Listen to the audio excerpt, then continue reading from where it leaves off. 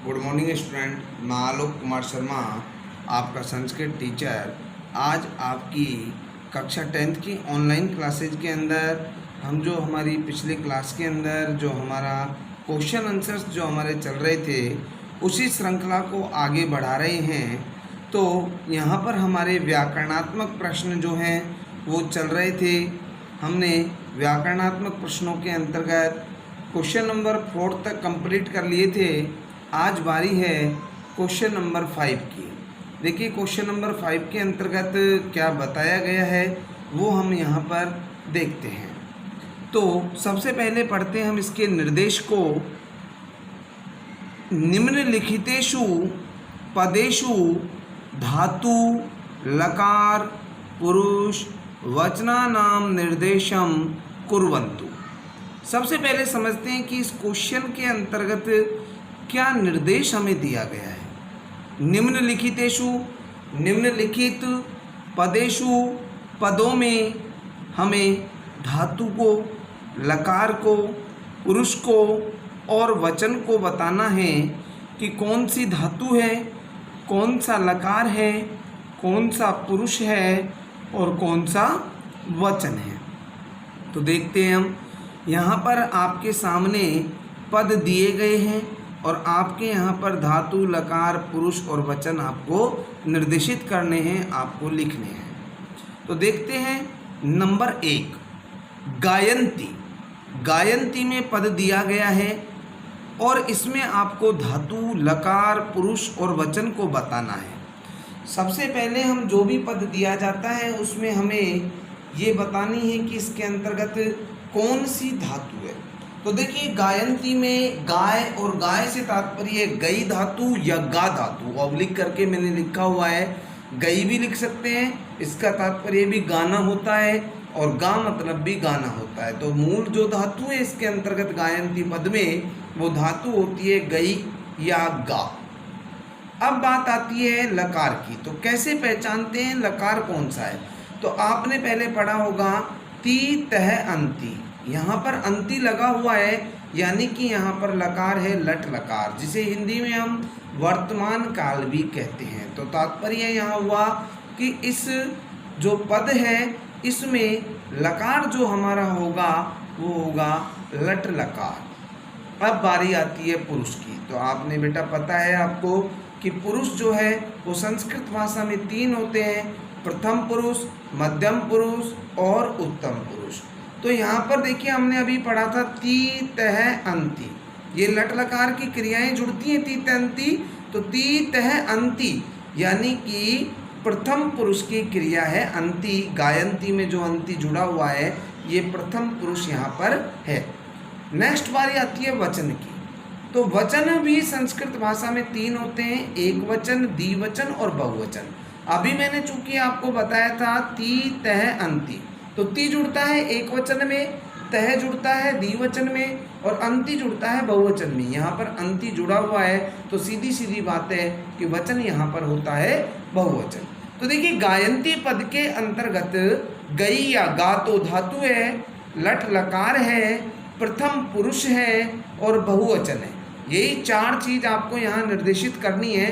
धातु कौन सा है, लकार कौन सी है और पुरुष और वचन कौन कौन से हैं, ये आपको यहाँ पर बताना है। तो गायन्ती के अंतर्गत गई या गा धातु दोनों में से कोई एक बता सकते हैं आप, और लट लकार प्रथम पुरुष बहुवचन का प्रयोग यहाँ पर गायन्ती पद के अंतर्गत किया गया है। इसी तरीके से आपको जितने भी पद दिए गए हैं उनमें आपको मूल धातु बतानी है, लकार बताना है, पुरुष और वचन भी बताने हैं। नेक्स्ट पद हम देखते हैं। नेक्स्ट पद है भवन्ति। अब भवन्ति जो है वो भू धातु से भवति भवते भवन्ति, भवति भवते भवन्ति से रुक चलते हैं। तो मूल जो इसकी धातु होती है वो भवन्ति पद के अंतर्गत भू धातु है। कौन सी धातु है, भू। भू मीन्स होना। लकार अभी मैंने आपको बात करा अंति वहाँ था, यहाँ भी अंति जुड़ा हुआ है तो सीधी बात है लट लकार ही यहाँ पर होगा। पुरुष की भी बात करें तो अंति था, वहाँ पहले वाले में प्रथम पुरुष था, यहाँ पर भी प्रथम पुरुष है। और वचन की बात करें तो अंति जुड़ा हुआ था, ऊपर वाले में भी अंति जुड़ा था, वहाँ भी वचन कौन सा था, बहुवचन था। तो देखिए यहाँ पर होता है भू धातु लट लकार प्रथम पुरुष बहुवचन। क्लियर? ये आपको समझ में आ रहा होगा, क्योंकि गायंती में भी वही चीज़ थी, भवंती में भी, सिर्फ धातु का अंतर है। वहाँ गई या गा धातु थी और यहाँ पर भू धातु है।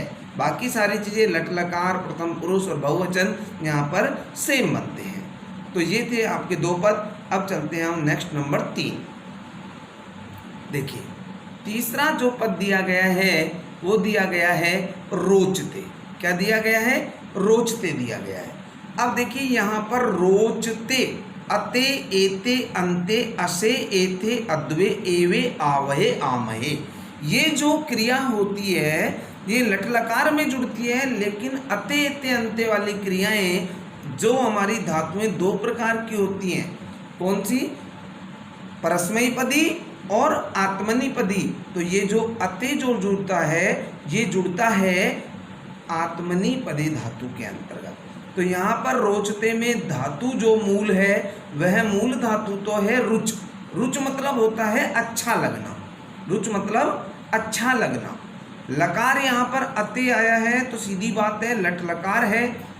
यहाँ पर नेक्स्ट जो है पुरुष की बात करें अते तो प्रथम पुरुष में ही आएगा और अते पहले ही आता है, इस मतलब एक वचन यहाँ पर है। तो रोचते के अंतर्गत रुच धातु लट लकार प्रथम पुरुष और एक वचन का प्रयोग यहाँ पर किया गया है। अब देखिए इसके अलावा अभी आपने जाना तीते अंति, वो लट लकार में आ रही थी लेकिन वो परस्मैपदी की धातु थी और यहाँ रोचते जो है वो आत्मनेपदी का रूप है, इसलिए यहाँ पर अते आया है। तो ये भी लट लकार का, ये यहाँ पर धातु का प्रकार नहीं पूछा है, सिर्फ 4 चीजें पूछी हैं, धातु, लकार, पुरुष और वचन। ये नहीं पूछा कि धातु का प्रकार कौन सा है, इसलिए हम यहाँ आत्मनेपदी नहीं लिखेंगे, क्योंकि यहाँ पर ना तो ऊपर वाली में हमने परस्मैपदी बताई है और यहाँ पर भी हमें आत्मनेपदी नहीं बतानी। ये मैं सिर्फ आपको अंतर के लिए बता रहा हूँ कि वहाँ पर तीते अंति था तब भी लट लकार हो रहा था, यहाँ पर अते है तो भी लट लकार हो रहा है। इसका रीजन सिर्फ यही है कि तीते अंति सीते थे आमी आवे आमे, ये जो जुड़ता है ये जुड़ते हैं परस्मैपदी धातु के साथ में, और अते ते अंते असे ते अद्वे वाला जो जुड़ता है ये जुड़ता है आत्मनेपदी धातु के साथ में। तो यह रोचते होने के कारण भी लट लकार प्रथम पुरुष और एक वचनी होगा। रोचते के अंतर्गत रुच धातु लट लकार प्रथम पुरुष और एक वचन होगा। नेक्स्ट बात करते हैं पश्यन्ति। पश्यन्ति वही गायंती की तरह, भवंती की तरह। तो देखिए गायंती भवंती की तरह इसकी जो 3 चीजें हैं वो तो सेम ही होंगी, लट लकार प्रथम पुरुष और बहुवचन। लकार यहाँ लट होगा, पुरुष यहाँ पर प्रथम होगा और वचन यहाँ पर बहुवचन होगा। सिर्फ अब बात आती है कि धातु कौन सी है। देखिए पश्चे जो धातु होती है उसकी मूल धातु होती है दृश्य। दृश्य मतलब होता है देखना, पश्चे मतलब भी होता है देखना। जब लकारों में हम रूप चलाते हैं तो हमारी जो मूल धातु दृश्य जो होती है उस दृश्य धातु के रूप पश्चे से चलाते हैं। सिर्फ एक रूप ऐसा है जो लृट लकार भविष्य काल जो होता है उसके अंतर्गत दृश्य धातु के रूप जो होते हैं सिर्फ मूल धातु में चलते हैं। द्रक्ष्यति द्रक्ष्यते है, वहाँ यहाँ पर हमें पश्यन्ति दिया है तो यहाँ पर दृश्य धातु है, लट लकार है, प्रथम पुरुष है और बहुवचन है। नेक्स्ट बात करते हैं विधते। विधते अभी आपने पढ़ा रोचते, यहाँ पढ़ रहे हैं आप विधते। तो सीधी सी बात है अते आत्मनिपदी का ही रूप है, धातु है विध। विध मतलब ग्रहण करना। अब यहाँ पर लट लकार ही होगा, प्रथम पुरुष ही होगा और एक वचन। जैसे रोचते में जो चीज आई है सेम वही होगी, धातु चेंज होगी, बाकी सारी चीजें उसी के अकॉर्डिंग होती है। वही लट लकार आएगा, वही प्रथम पुरुष आएगा, वही एक वचन भी होगा। क्योंकि यहाँ पर क्या दिया गया है विधते, वहाँ क्या था रोचते। सिर्फ धातु का अंतर, यहाँ पर धातु होगी विध, लकार होगा लट और पुरुष होगा प्रथम और वचन होगा एक वचन। नेक्स्ट पद की बात करते हैं अहर्ति। अहर्ति जो पद दिया गया है इसके अंतर्गत अहर्ति ती ती जुड़ता है लट लकार में, प्रथम पुरुष में और एक वचन में। ती तहंती अभी बताया मैंने आपको। तो ती किस में जुड़ता है? लट लकार में, पुरुष में प्रथम होगा, वचन एक वचन होगा। अब बारी आती है कि धातु कौन सी है। तो धातु है अहर, अहर धातु यहाँ पर है और लट लकार है, प्रथम पुरुष है और एक वचन है। क्लियर? अब नेक्स्ट बात करते हैं हम जो हमारा पद है उसकी। नेक्स्ट पद है भवतः, भवतः, ती तह अंति। जैसा कि आप समझ गए होंगे ती तह, तो यहाँ पर लट लकार होगा, पुरुष वही प्रथम होगा, लेकिन वचन में चेंज आ जाएगा। यहाँ पर द्विवचन में तह जोड़ते हैं। तह किस में जोड़ते हैं? द्विवचन में जोड़ते हैं। लेकिन अब बारी आती है धातु की कि धातु कौन सी है। तो यहाँ पर देखिए भवतः में अभी आपने पढ़ा था भवंती, वहाँ धातु कौन सी थी? भू। तो यहाँ भवतः में भी धातु कौन सी होगी? भू। भू मतलब होना, भू धातु होगी। लट लकार होगा, प्रथम पुरुष होगा, लेकिन वचन में अंतर आएगा क्योंकि अब तह जुड़ा हुआ है, इसलिए वचन द्विवचन होगा।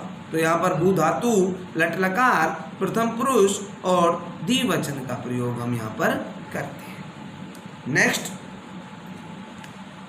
नंबर 8, प्रवर्तते।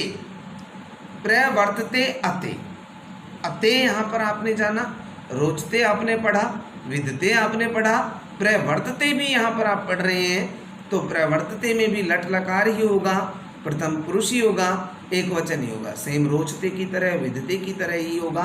यहाँ पर भी लट लकार, प्रथम पुरुष, एक वचन, ये तीन चीज़ें तो बिल्कुल यहाँ पर उन्हीं की तरह होंगी।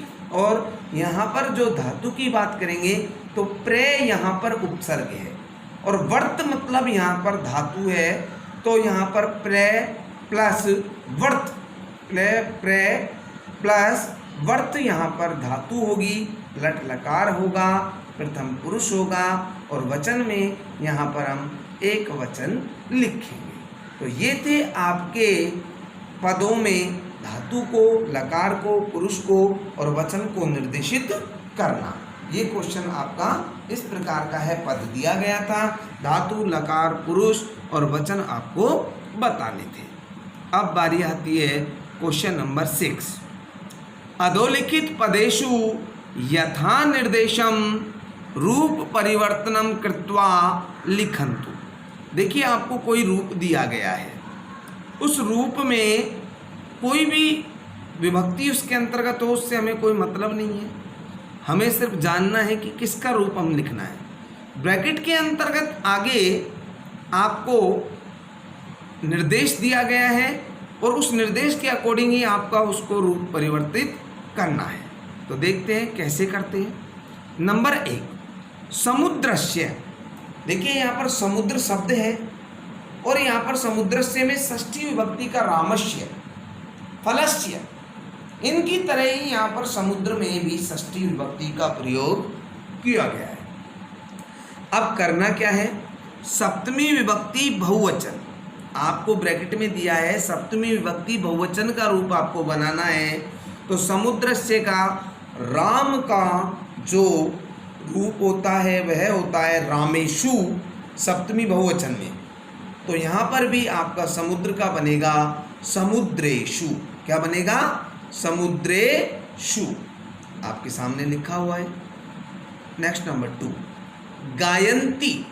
गायन्ती, अब गायन्ती में आपने जाना था कि गई या गा धातु थी, ऊपर भी आया था जिसमें आपने धातु, लकार, पुरुष और वचन बताए थे। यहाँ भी उसने दिया है गायन्ती। अब ये गायन्ती वहाँ तो लट लकार था, लेकिन आपको क्या परिवर्तित करना है? लोट लकार में करना है, प्रथम पुरुष बहुवचन लिखना है। देखिए लोट लकार में मैं आपको बता दूं क्या जुड़ता है। लोट लकार में जो हमारी क्रिया जुड़ती है वो जुड़ती है अतु अताम अंतु। कई लोग बोलते हैं तू ताम अंतु, तो आप कुछ भी समझे, लेकिन अतु अताम अंतु की बात करें तो यहाँ प्रथम पुरुष बहुवचन जोड़ना है। तो अतु अताम अंतु, अंतु यहाँ पर जोड़ना है। तो गाय धातु में अंतु जोड़ेंगे तो बनेगा गायन्तु। क्या बनेगा? गायन्तु। तो गायन्ती की जगह क्या आ जाएगा लोट लकार में? गायन तू, लोट लकार प्रथम पुरुष बहुवचन, यदि हम इसे गई धातु को करेंगे तो बनता है रूप हमारा गायन्तु। नेक्स्ट नंबर 3, राष्ट्रम शब्द दिया गया है राष्ट्र, षष्ठी विभक्ति बहुवचन करना है। षष्ठी विभक्ति राम की, रामस्य, द्विवचन में रामियों और बहुवचन में रामाणाम। तो यहाँ राष्ट्र की करेंगे तो राष्ट्राणाम, राष्ट्राणाम क्या होगा? राष्ट्राणाम। नेक्स्ट है भारते, क्या करना है? भारत शब्द का, भारत शब्द का षष्ठी विभक्ति एक वचन करना है। अभी आपको बताया मैंने राम की षष्ठी विभक्ति एक वचन क्या होता है? रामस्य। तो भारत की भारतस्य, क्या बनेगा? भारतस्य। रोचते, लट लकार प्रथम पुरुष बहुवचन करना है। अते, एते, अंते, क्या जोड़ते हैं आत्मनिपदी में? अते, एते, अंते, तो क्या बन जाएगा? रोचन्ते। अंते जोड़ो, अते की जगह क्या करेंगे? अंते कर देंगे। अते, एते, अंते, प्रथम बहुवचन करना है तो क्या करेंगे? अंते जोड़ेंगे, बन जाएगा रोचन्ते। नेक्स्ट भवन्ति, भवन्ति, ती तह अंति, भवन्ति, लट लकार और बहुवचन, प्रथम पुरुष बहुवचन करना क्या है? लेकिन आपको इस भवन्ति शब्द रूप का, धातु रूप का आपको लिट लकार उत्तम पुरुष एक वचन करना है। सबसे पहले जानेंगे लिट लकार में जुड़ता क्या है। इष्यति वाली क्रिया जुड़ती है, तो इष्यति, इष्यते, इष्यन्ति, ये तो जुड़ता है प्रथम में। मध्यम पुरुष में इष्यसि, इष्यथ है, इष्यत, और उत्तम पुरुष में इष्यामि, इष्यावह, इष्यामः। यहाँ उत्तम पुरुष एक वचन तो इष्यामि जोड़ेंगे, तो भू धातु में इष्यामि जोड़ते हैं तो रूप बनता है हमारा भविष्यामि। क्या बनेगा? भविष्यामि। इष्यामि जोड़ना है, भू धातु है तो भविष्यामि यहाँ पर रूप बनता है। क्वेश्चन नंबर 7 आपको नहीं करना है।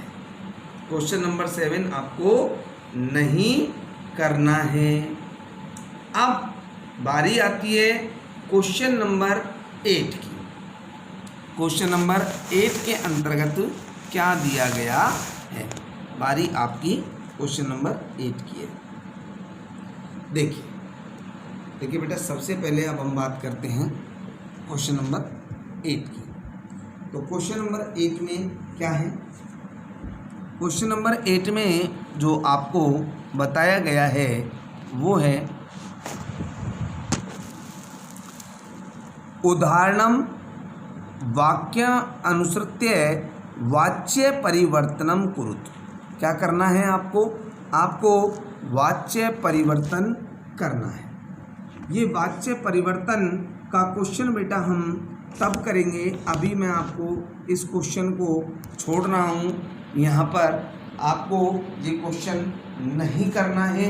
वाच्य परिवर्तन का जब हम ग्रामर के अंतर्गत टॉपिक पढ़ेंगे तो वहाँ पर हम इस टॉपिक को विस्तार पूर्वक पढ़ेंगे, क्योंकि बिना नियमों के ये क्वेश्चन नहीं हल किया जा सकता है। तो इसके लिए हमें पहले वाच्य परिवर्तन पढ़ना पड़ेगा, उसे समझना पड़ेगा।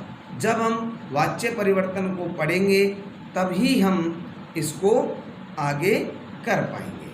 तो बेटा ये आज आपके क्वेश्चन नंबर 5 और 6 आपको करने हैं, और इसी के साथ में आपका ये जो चैप्टर है इसके क्वेश्चन आंसर समाप्त हो जाते हैं। ये चैप्टर समाप्त हो जाता है और आपको इस चैप्टर का जो होमवर्क है वो कंप्लीट अपनी नोटबुक के अंतर्गत करना है। ये आपको जानना है, आपको रिटर्न भी करना है और आपको लर्न भी करना है। ओके बेटा, thank you, have a nice day.